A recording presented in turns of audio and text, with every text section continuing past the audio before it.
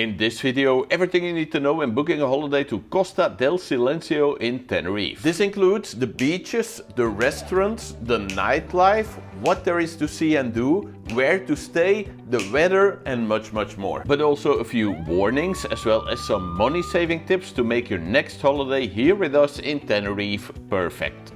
Let's start first with the beaches and the places where you can swim. The best known swimming area is the Playa de Montaña Amarilla. This is not your typical sandy beach. The coastline is volcanic with rocks, platforms and clear water beside the yellow colored mountain. Because the seabed is mostly rocks and pebbles, the water can be excellent for snorkeling when the sea is calm. There's also a small beach bar nearby, which makes it possible to spend several hours here without any problem.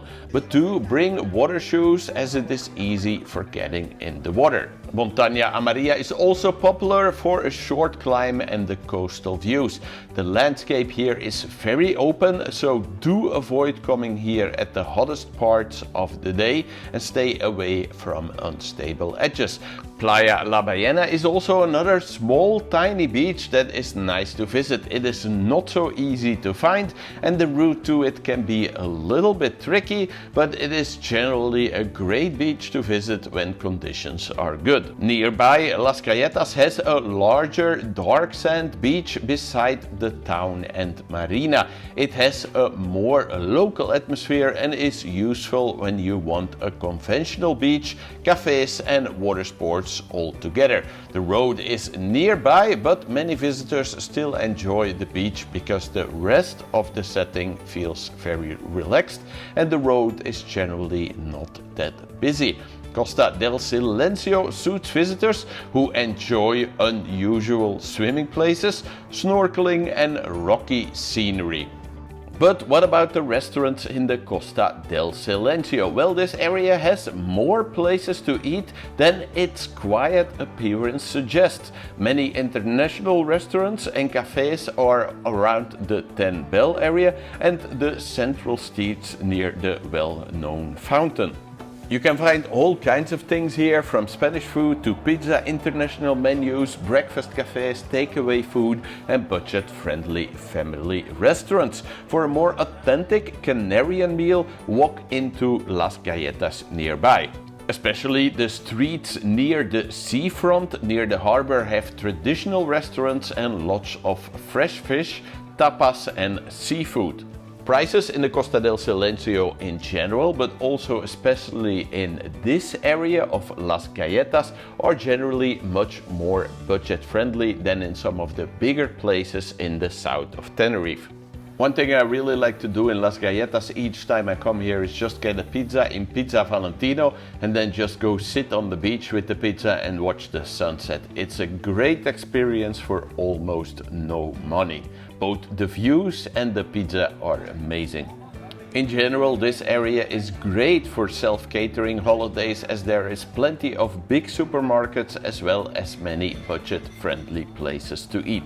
So where is the best place to stay in the Costa del Silencio? If you're staying near the Montaña Amarilla, it is best for snorkeling and a quiet coastal setting, but do know also that that area of Costa del Silencio can feel quite rough in some places. If you're staying more towards Las Galletas, it is more convenient for the beach, the harbor activities and local restaurants, while staying in Ten-Bel is central for shops and international food, but can feel dated in certain places.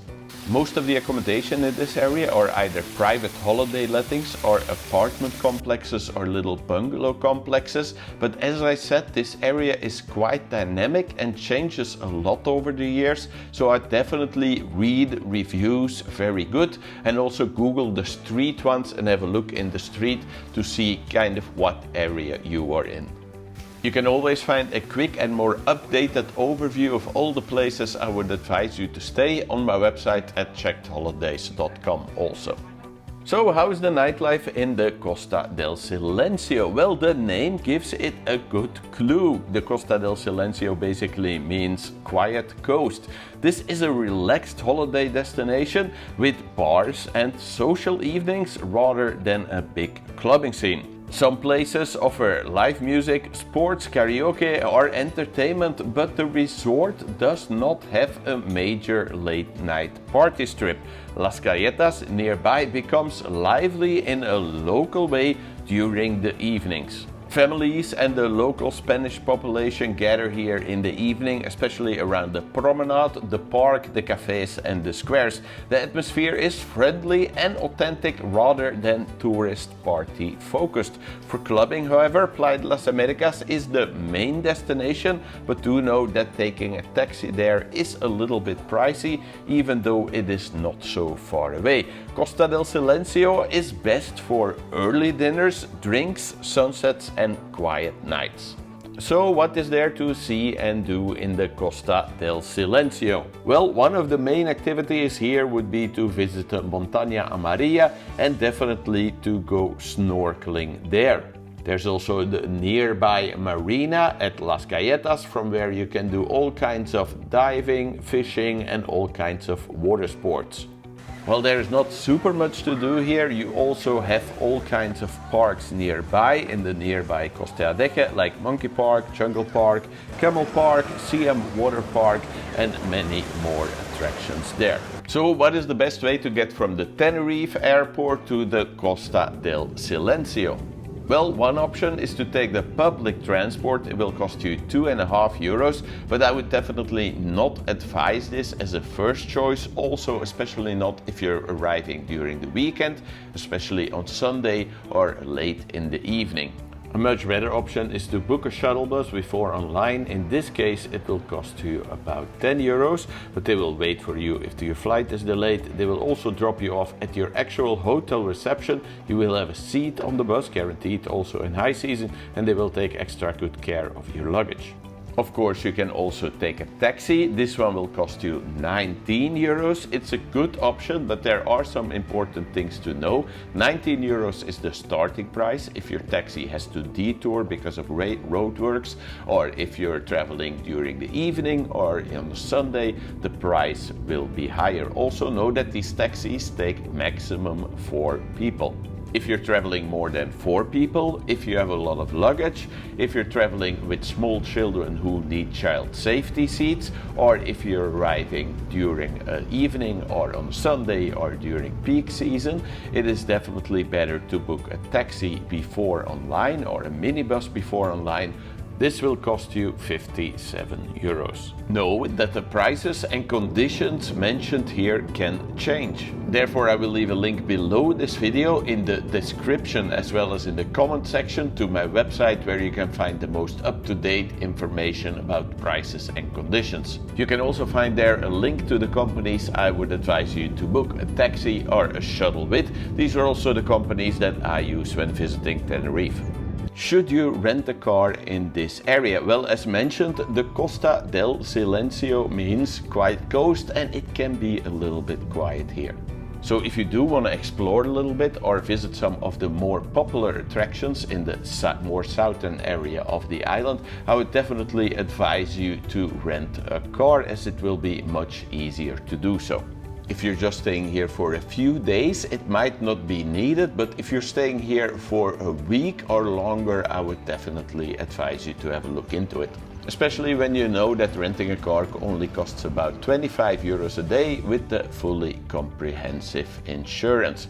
To avoid any upselling though and little scams as well as extra charges, have a look on my website at checkedholidays.com/cars, where I give you some vital tips as well as a 10% discount code for car rental.